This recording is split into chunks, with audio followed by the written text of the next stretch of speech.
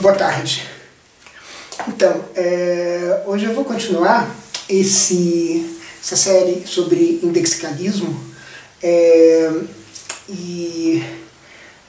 eu vou hoje tentar pensar um pouco nas relações entre, que não são exploradas a miúde, mas são insinuadas no livro, entre o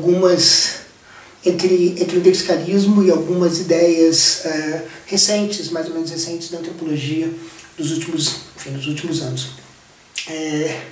Eu apresentei a metafísica dos outros várias vezes como uma consequência do indexicalismo. Então, o indexicalismo permite uma metafísica dos outros. E permitir uma metafísica dos outros significa que ela condiz com uma metafísica que é, como eu digo no livro, conversacional. Isso é muito interessante, ou seja, a ideia é que a metafísica é muito menos uma narração, uma captura final da inteligibilidade das coisas, do que uma conversa. Uma conversa, talvez uma conversa interminável, para usar o termo do Blanchot, mas na verdade eu apresentei a metafísica dos outros, pensando bastante naquela ideia, naquela injunção da Natsing, que era a ideia de que a gente conta o mundo com o melhor das nossas capacidades, mas ao mesmo tempo a gente deixa deixa espaço no terreno para outras narrativas, para a possibilidade de outras narrativas. E justamente eu não estava pensando na conversação infinita hoje, mas eu estava pensando nessas ideias da Natsing, quando ela fala de como é comum o que ela chama de diversidade contaminada. Esse pluralismo por toda parte. Essa ideia de que há uma história que é simultânea e concomitante com uma outra história, que desemboca numa outra história, e ela diz, isso no livro dela, The Mushroom at the End of the World, ela diz, a diversidade contaminada está por toda parte. E aí aparece a seguinte pergunta: por que a gente não usa essas histórias de diversidade contaminada, de pluralismo, de multiperspectiva, naquilo que a gente sabe do mundo? Por que essas histórias elas não são trazidas à baila na nossa narrativa do mundo? Porque uma narrativa do mundo que talvez dê espaço no terreno para outras narrativas é uma narrativa que até a sua medula plural. No sentido de que ela é uma narrativa, ela é uma história de inteligências que tem um exterior, que tem um outro, que tem um além. E ela diz, uma das razões para que essa diversidade contaminada não seja tão usada, que ela é complicada, muitas vezes parece feia, e mais que isso, ela é quase humilhante. E aí a gente sempre volta a essa tendência, que é a tendência, em certo sentido, da totalidade metafísica, que ela chama que é a totalidade do em resumo. Né? Uma história que possa ser resumida. Uma história que um ângulo de vista das coisas em que, em poucas palavras, você possa contar, e aquilo que você conta você pode carregar para outro lugar. Né? A captura da inteligibilidade, que é uma captura em que você, em certo sentido, garante a portabilidade das coisas, significa a múltipla instanciação das coisas. A gente volta a isso, né? Essa ideia mesmo da metafísica conversacional, a metafísica que se dá entre uma conversa, ou numa conversa, entre uma inteligibilidade das coisas e uma outra inteligibilidade das coisas. E justamente nesse cenário da conversa é que aparece, e é uma conversa, veja bem, uma conversa situada, né? Porque a gente está falando bastante de situação, a gente está falando do indexicalismo, ou seja, em certo sentido a história que você vai contar é uma história situada, ou seja, uma história repleta de indexicais, uma história repleta de deícticos. Essa história essa história que tem espaço para outras histórias, essa história aberta, essa história que tem buracos, essa história que tem vãos, é também uma história que é contada, não, ou seja, contar a história parece que está dentro da própria história. Isso significa que contar a história produzia em parte a história. A contagem dela não está, a narrativa não está fora, não está do lado de fora, ela está de dentro, mas ela abre um fora. Eu estou pensando bastante, eu estava falando no último episódio do Whitehead, que é um dos personagens principais da trama indexicalista, ou uma das inspirações, ainda que o indexicalismo precisa, em certo sentido, discordar a partir dele, se afastar das ideias do Whitehead, como a gente estava vendo. E o Whitehead tem essa ideia muito interessante, muito inspiradora, que é a ideia de que a gente narra, a gente faz proposições, a gente faz teorias, a gente apresenta abordagens do mundo, basicamente como lure for feelings, ou seja, como iscas para a sensibilidade. Iscas, ou talvez até melhor, ampliadoras da sensibilidade. Ou seja, certos sentimentos são possíveis por causa das teorias que a gente tem. Então as teorias permitem que a gente veja coisas que a gente não vê sem elas. Então as narrativas permitem que a gente veja coisas que a gente não vê sem elas. Então as narrativas, elas afetam quem ouve as narrativas, o destinatário da narrativa. Então a narrativa, ela não é alheia a quem ouve. Ela é sempre um discurso endereçado a alguém. E às vezes interessado a nós mesmos, porque é a nossa sensibilidade que se abre com aquela narrativa. Uma sensibilidade que permite que a gente veja uma outra perspectiva e, portanto, que a gente continue se engajando nessa conversa.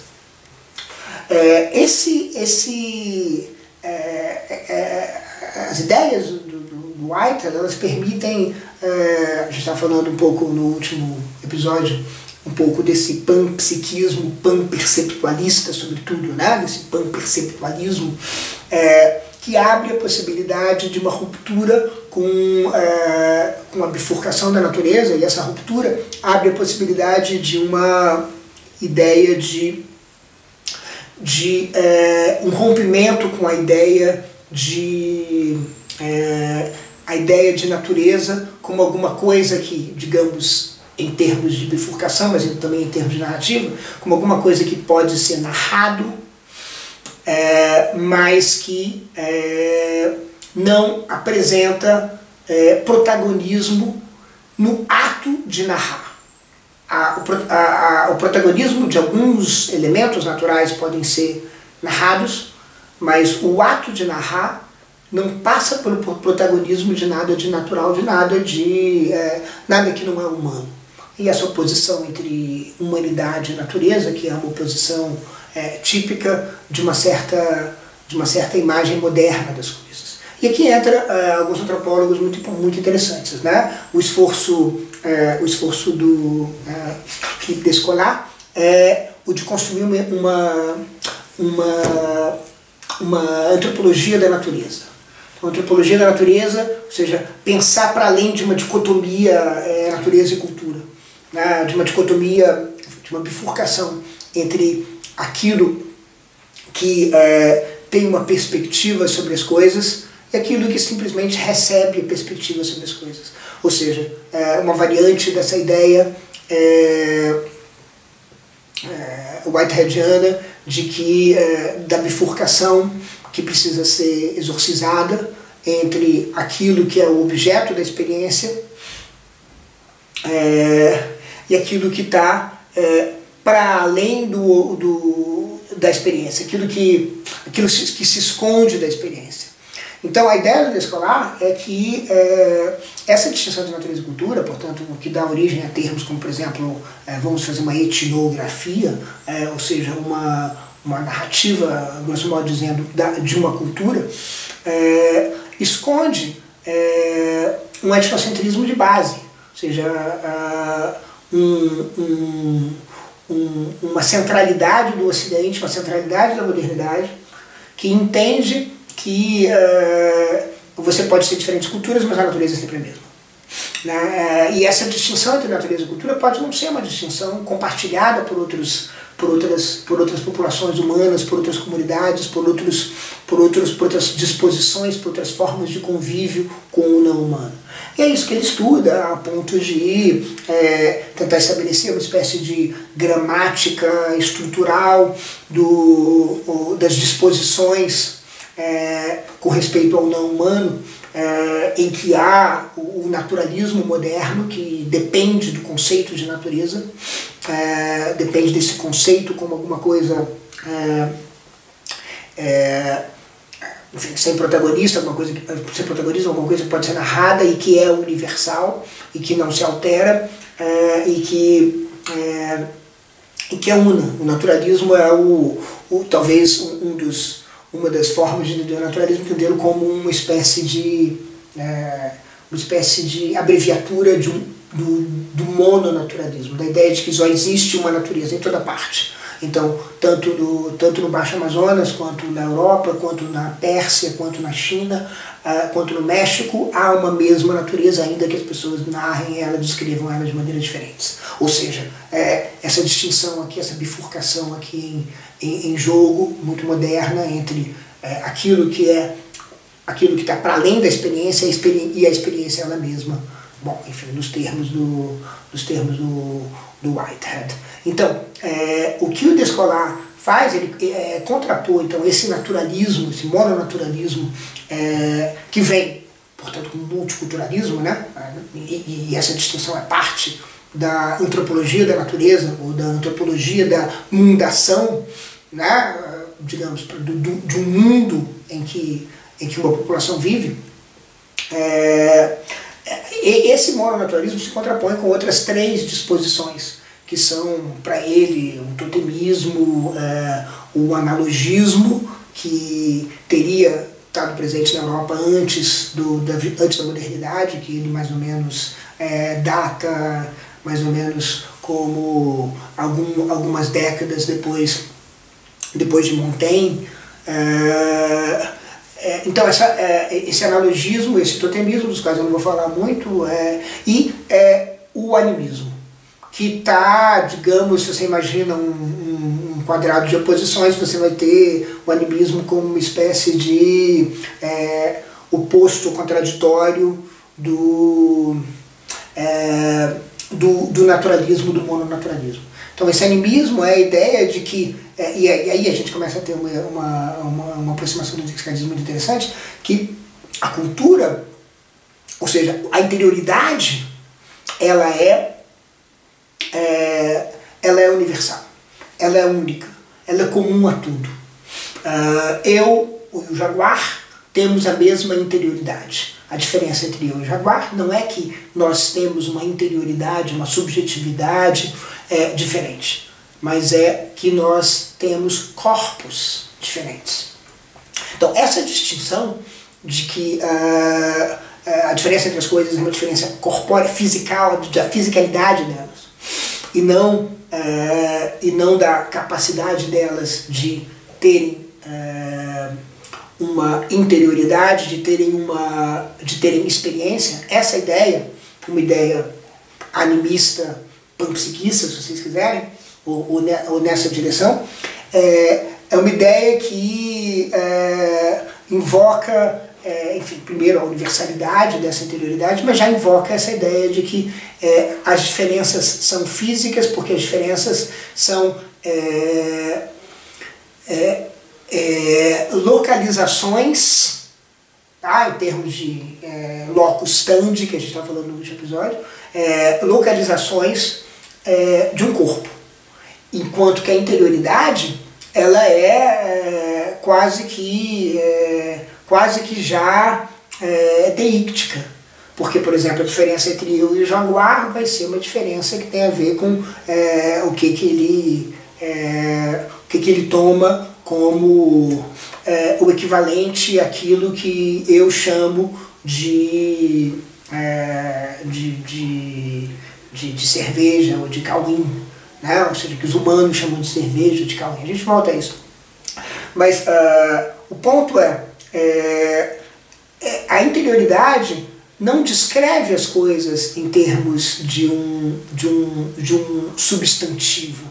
Ela descreve em relação a essa interioridade.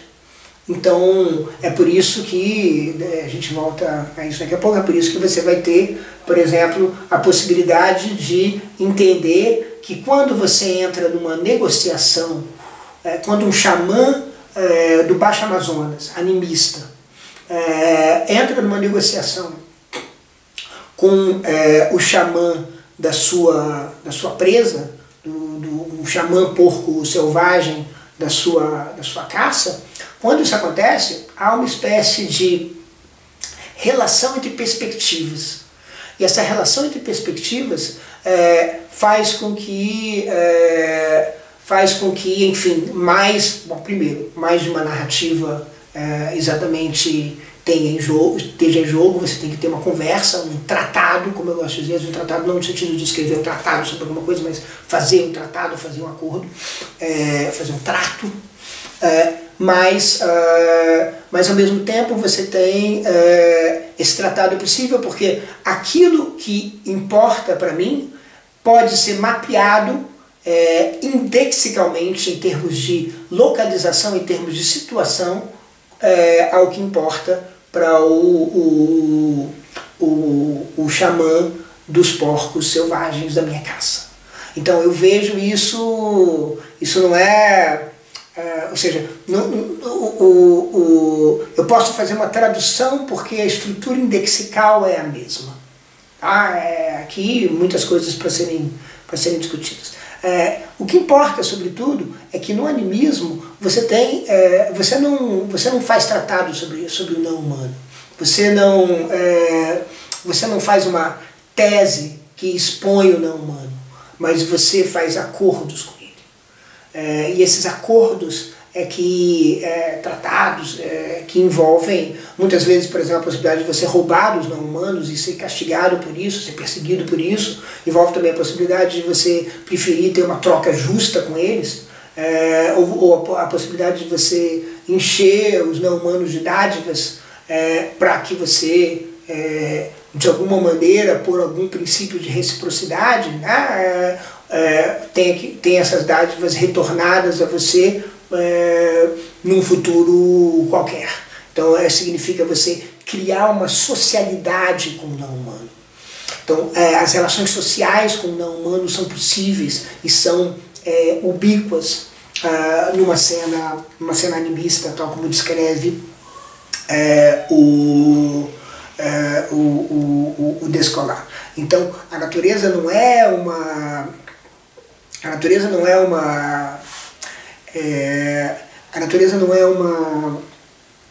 simplesmente alguma coisa que pode ser exposta, mas é alguma coisa com a qual você cria uma relação social, digamos. Então o termo natureza, enfim, tal como é usado pelo naturalismo, é todo repensado, reestruturado para a gente entender o animismo. É claro, isso permite que a gente veja o não humano de uma forma completamente diferente do que o Ocidente, que a modernidade vê. A modernidade vê o não humano na marca do natural, né? E na distinção natural e cultural, no que isso traz de bifurcação da natureza. E justamente o animismo permite que a gente repense, com isso, a sua semelhança com essas ideias não naturalistas de Whitehead, porque em Whitehead também você não tem natureza. Porque em Whitehead, basicamente, a ideia é que não há natureza no sentido de alguma coisa que está para além da experiência. A natureza é feita de experiência, ou seja, é feita de gotas de experiência. Você não tem essa bifurcação entre aquilo que está para além da experiência, que seria o natural, não transparente, e a experiência. A experiência, ela um pouco se choca ela se unifica com a natureza. Então você tem essa experiência que é o que permite que você construa elos sociais.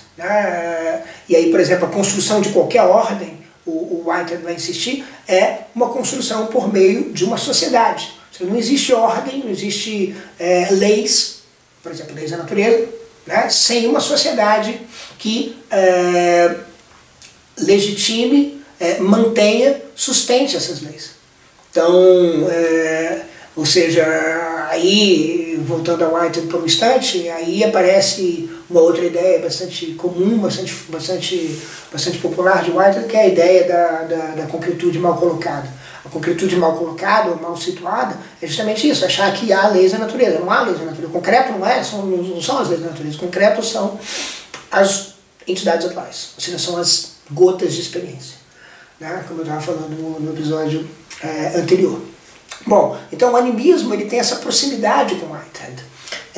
E o que também é muito interessante, a partir dessa cena do Baixo Amazonas, é o trabalho de alguns outros antropólogos, entre eles Tânia Stoltz e Bárbara de Castro.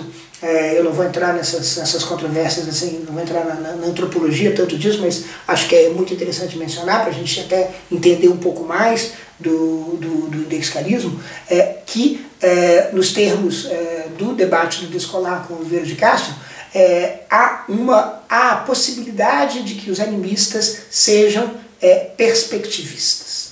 Então, o perspectivismo segundo Descolar, um tipo de animismo. Talvez todo animismo seja perspectivista, e isso é uma discussão que eu não vou entrar, mas o perspectivismo torna ainda mais explícita essa ideia de interioridade como deíctica. De fato, o perspectivismo vai adicionar a ideia de que não existe uma visão não perspectivada. E está aí, de novo, nós estamos no âmbito, na vizinhança da recusa da bifurcação da natureza. Mas o que o perspectivismo vai fazer, o Eduardo Vieira de Castro vai insistir numa deixis cosmológica. Ele vai insistir em que, por toda parte, portanto, é quase como se a gente pudesse dizer isso, por toda parte há uma estrutura indexical. Então é isso que isso que permite que eu entre em uma espécie de acordo, uma espécie de trato, uma espécie de tratado, uma espécie de conversa com base em comum com eu humano, com uma comunidade de jaguares. Porque a cerveja para mim, ou cauim para mim, é indexical. É aquilo que eu bebo, ou seja, não é um substantivo. Não há um substantivo, ou seja, o perspectivismo diz, não há um substantivo por trás dos indexicais. Não há um substantivo por trás desses termos indexicais. Não há um substantivo por trás desses objetos situados. Então, não existe uma espécie de, portanto, totalidade de visão de terceira pessoa, dessa visão de drone, que vai dizer assim, olha, existe uma estrutura por trás do sangue para o jaguar, que é diferente da estrutura do cauim da cerveja. A cerveja é diferente do sangue, essa estrutura química é diferente, então, portanto, essas duas coisas não podem ser intercambiáveis enquanto deísticas. É esse passo que o perspectivismo não dá. E não dando esse passo, ele está num âmbito de deícticos. Ele está num âmbito em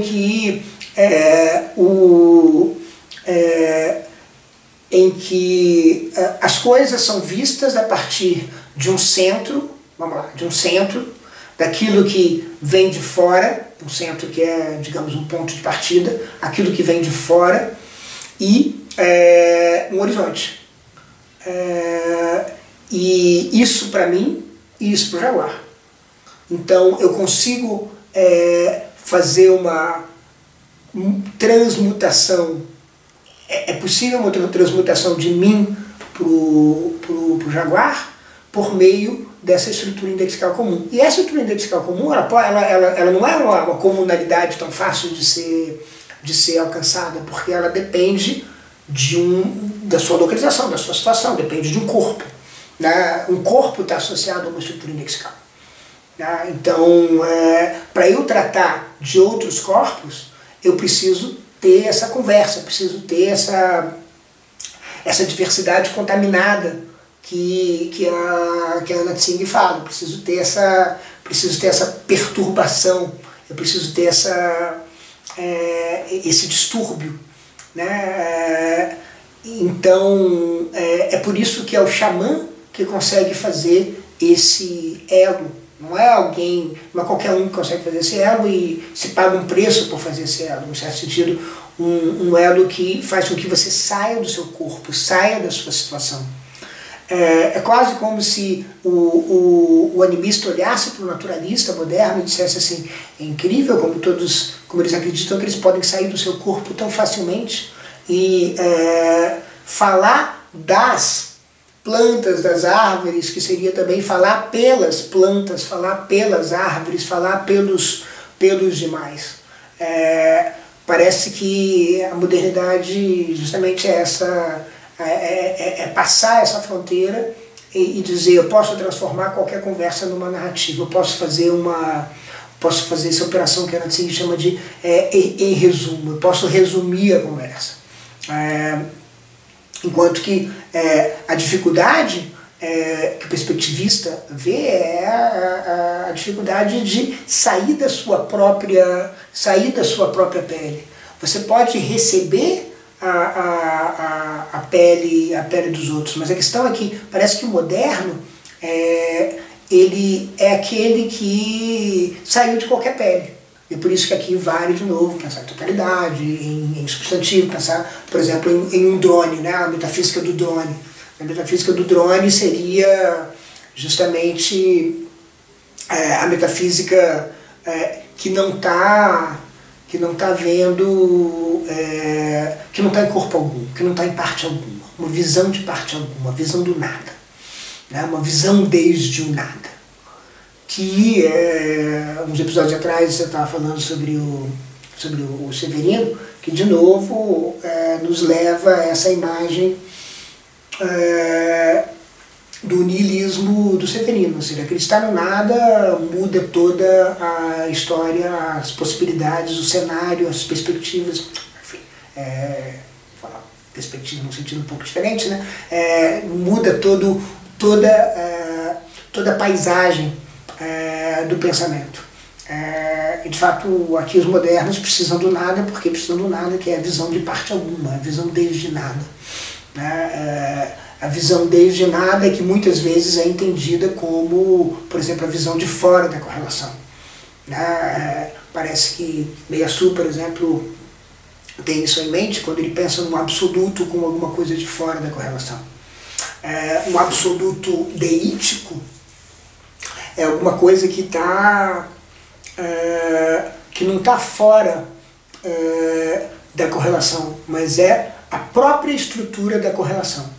No entanto, essa estrutura da correlação tem um fora. A estrutura da correlação, ela mesma traz um fora. É um fora de dentro dela, mas é um fora que é inescapavelmente exterior. Não é um fora provisório que ainda vai ser domesticado, dominado. É um fora que é fora e que vai seguir sendo fora. Ou seja, em vez de você ter uma imagem do trono, você tem uma imagem situada. E aí você não pode ter a possibilidade de uma metafísica que não seja um fragmento, uma parcela de uma conversa. De uma conversa que vai seguir. Ou seja, eu não narro uma planta, um jaguar, um porco selvagem completamente, porque tem um exterior. E esse exterior é muito diferente do nada. Ou seja, não é a imagem vista de parte alguma. Não é a imagem, não é o horizonte que é eventualmente exorcizado, ou curado, ou eliminado para você ver as coisas sem horizonte. É o horizonte que permanece. Então o fora é muito diferente do nada. O fora é aquilo que eu não alcanço e não vou alcançar, mas que é perspectivado, que não é uma parte alguma. Em certo sentido, enfim, o nada e o tudo, em certo sentido, se relacionam. É por isso que eu acho que o horizonte nos ajuda a entender o grande fora, né? Como eu estava falando nos episódios atrás. O horizonte nos ajuda a entender o grande fora, nesse sentido de que o horizonte ele é perspectivado. Então o horizonte, o grande fora é um horizonte, ele não é o nada. Porque o nada e o todo, enfim, a introdução do nada no parricídio é, em certo sentido, a introdução do parricídio de Platão, no abandono de Parmênides, é a introdução também do todo, da totalidade. Então, talvez aí você tenha o germe da metafísica enquanto criação produção de uma visão substantivista do mundo, né? Que as coisas são substantivas. Pelo menos como possibilidade. Isso porque o horizonte é descartado, né? O horizonte é exorcizado. Né? E do ponto de vista perspectivista, isso soa bastante estranho, porque é justamente como se o moderno fosse aquele que crê num Deus que lhe dá olhos. Que lhe dá olhos desde parte alguma. Então isso significa um total descompromisso com a posição em que você está. E esse descompromisso significa, por exemplo, a possibilidade da múltipla instanciação. Eu posso, digamos, produzir aquilo que as plantas produzem em laboratório. Eu posso produzir isso em laboratório porque, enfim, eu não tenho nenhuma relação corpórea, porque a perspectiva, o animismo e o perspectivismo são doutrinas do corpo, né? Então, ou seja, em certo sentido, eles são corporeidades, né? Mais até do que materialidades, eles são corporeidades no sentido de certas intensidades deíticas que são próprias do corpo, e que são eles que estão por toda parte, são corpos localizados que carregam deixes que a gente encontra nos jaguares, nos porcos selvagens, nos demais humanos, nos demais grupos humanos. Então, aqui eu acho que a diferença entre o perspectivismo e o naturalismo ela é muito similar, é isso que eu queria chamar a atenção, à distinção entre substantivismo e indexicalismo. Né? Ou seja, a ideia substantivista de que você pode ter uma descrição de uma vez por todas das coisas, né? Que não requer mais conversa, que resuma, que condense, que sumarize, né? A interação, ela é uma ideia viável, enfim, essa é a ideia do substantivismo, né? Ou seja, você vai ter uma visão de substantivos que resume a conversa toda, né? Enquanto que essa conversa esse resumo não é alcançado quando você tem essa imagem de diversidade contaminada, essa imagem animista, perspectivista, de que a prioridade é o deítico, ou seja, por trás do substantivo tem um deítico. Então, se você vê simplesmente a composição química do sangue, você não vai entender nada sobre o sangue que importa. O que importa para o sangue, do ponto de vista do jaguar, é justamente a relação deítica que o jaguar tem com o sangue. E quando você começar a ver as relações químicas também vão estar contaminadas de deixis. Né? Então é um pouco como se todas as narrativas que a gente fizesse tivessem que ser refeitas numa outra conversa. A conversa que eu tenho aqui, por exemplo, sobre indexicarismo nesse fórum, nesse momento, nesse lugar, ela é muito diferente nessa conversa, muito diferente da conversa que eu tenho, por exemplo, no livro. Ou seja, o livro faz coisas que essa série não faz, e vice-versa, porque a conversa é outra, aquilo que veio antes veio outro, ainda que nesses dois casos a gente não tenha interlocução, a conversa ela mesma, a apresentação de alguma coisa para um povo, para uma audiência que falta, ela é diferente, porque ela é conversacional. Então você conversa as coisas de uma outra maneira, né? E aí você apresenta as coisas de uma outra maneira. Então é como se você não pudesse escapar do indexical, você não pudesse escapar da perspectiva, você não pudesse escapar do conversacional, você não pudesse escapar dessa alteridade, dessa diversidade contaminada e dessa alteridade, ou seja, dessa diafonia da outra voz, que é sempre uma outra voz. Tá? Não é uma voz que você também pode catalogar e também colocar no tratado. Né? Então essa outra voz é como se a inteligibilidade nunca pudesse ser completamente capturada, porque sempre vai ter alguma coisa roendo ela, alguma coisa desconstruindo ela. Desconstruindo justamente porque aparece um outro que não apareceu antes. Um outro que não é previsível, um outro que não é compreendido, um outro que surpreende. Aqui, o outro é justamente essa conversa que não é só infinita com os mesmos interlocutores, é porque os interlocutores vão se transformando, vai tudo se transformando, porque aquilo que em parte permanece na conversa é a localização, é a situação portanto, a deixis, o indexical, as perspectivas. Então, o outro vai ser forjado por circunstâncias completamente diferentes. Então, quem vai ler o livro vindo de uma história, de uma perspectiva que eu não posso contemplar completamente. Por isso que o livro, em certo sentido, ele congela isso, ele congela a conversa.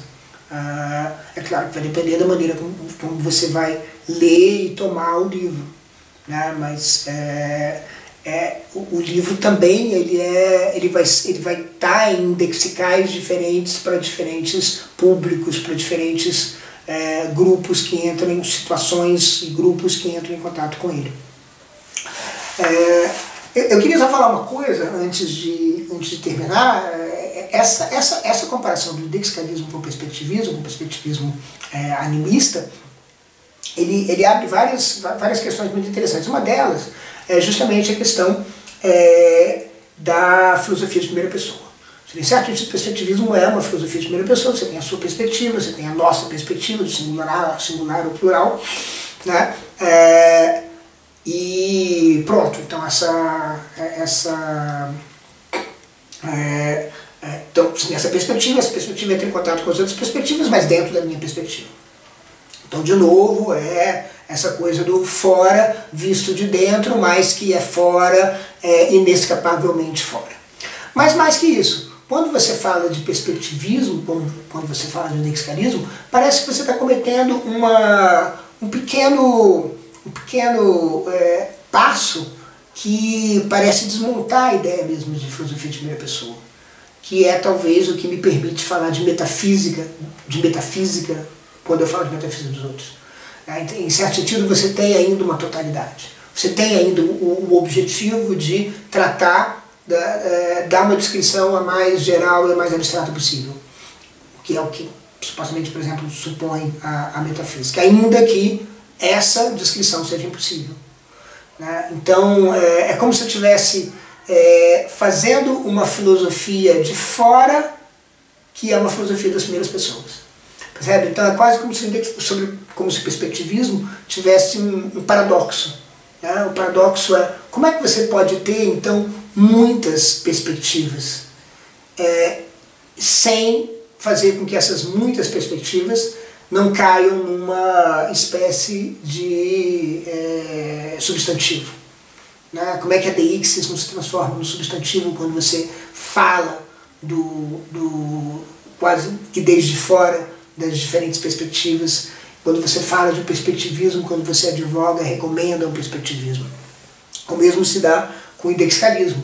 Né? Como é que você escapa dessa visão de drone, né? Que você tem os vários deícticos vistos desde fora.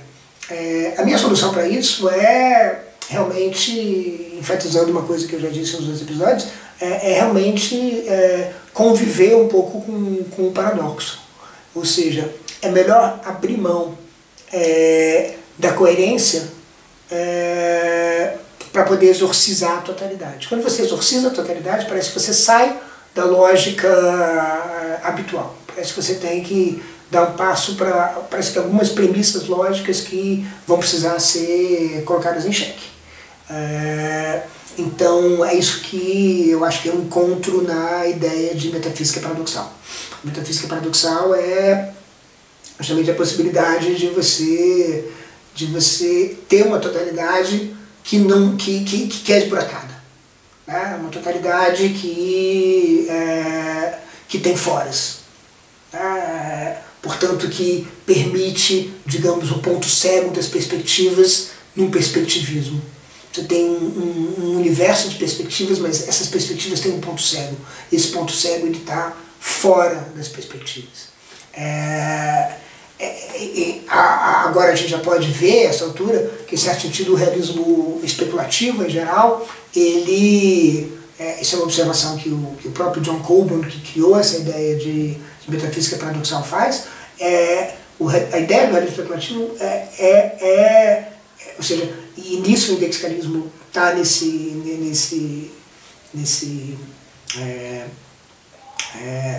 conjunto, ele leva a uma metafísica paradoxal, porque é quase como se você tivesse uma teoria sobre a impossibilidade da teoria, uma tese sobre a possibilidade da tese, uma visão sobre o invisível, algo assim, né? Então você tem, por exemplo, a ideia de que há uma parte recôndita no objeto. Essa parte recôndita do objeto é parte da estrutura geral do objeto. E no indexicalismo, isso é abraçado de um jeito explícito, porque isso é justamente o que permite colocar em xeque a totalidade. Se você mantém a ideia, como colocar em xeque a totalidade e ter uma visão e contar o mundo com a melhor das nossas habilidades, sem abandonar a injunção de deixar espaço para outras narrativas. Você vai ter que ter a conversa, você vai ter que ter o contradito, e aí a contradição, né? Você vai ter o contradito, você vai ter aquilo que é dito e depois é contradito, e alguma coisa vai ser feita com aquilo, né? Então, em certo sentido, você não abandona uma descrição geral das coisas, porque você pode dizer contra ela, mas você abandona, você mantém ela e mantém aquilo que você diz contra ela. Então o indexicalismo, a metafísica dos outros como uma metafísica conversacional, é uma metafísica que não se completa. E portanto sempre pode ser desdita, porque desdizer é a criação de uma outra perspectiva, a criação de uma outra perspectiva, ou seja, a produção de um outro que vem roer, desconstruir, destituir aquilo que foi apresentado numa perspectiva. Então a metafísica dos outros, ela é justamente essa conversa, né? E o que eu vou explorar depois é essa ideia de que isso faz com que a gente tenha uma imagem da inteligência, da inteligibilidade das coisas muito diferente. Uma inteligibilidade que não é total, que é situada e que pode ser contradita, pode ser justamente destituída por uma outra perspectiva que ainda não pode ser vislumbrada.